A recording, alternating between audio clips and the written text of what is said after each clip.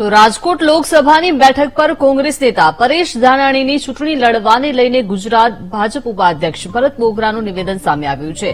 પરેશ ધાનાણી આવે કે રાહુલ ગાંધી અમે આવકારીએ છીએ। કોંગ્રેસ ડિપોઝિટ બચાવવા માટે ચૂંટણી લડી રહી છે। રાજકોટ કોંગ્રેસનો ઉમેદવાર કોઈ બીજો હોત તો પણ ડિપોઝિટ પણ જાત। હાલમાં કોંગ્રેસની મથામણ ડિપોઝિટ બચાવવાની છે, જીતવાની નહીં।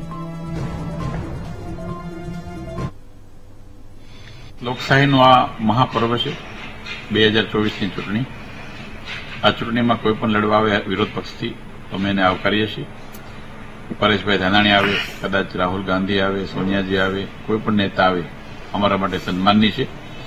પરંતુ ભારતીય જનતા પાર્ટીના કાર્યકર્તાઓએ બૂથ લેવલથી લઈને પેજ સમિતિથી લઈને પ્રદેશ લેવલ સુધીની જે રીતે સંગઠનની ટીમ કામ કરી રહી છે, રાજકોટ લોકસભાની વાત કરીએ તો આદરણીય પરસોત્તમભાઈ રૂપાલા સાહેબનો એક વખતનો પ્રવાસ સંપૂર્ણપણે પૂર્ણ થઈ ગયો છે। લોકોનો પ્રેમ, જનતાનો પ્રેમ આદરણીય નરેન્દ્રભાઈ મોદી સાહેબના નેતૃત્વ ઉપર જે રીતે છે, ચોક્કસપણે રાજકોટની સીટ 5 લાખથી વધારે લીડથી જીતવાના છીએ।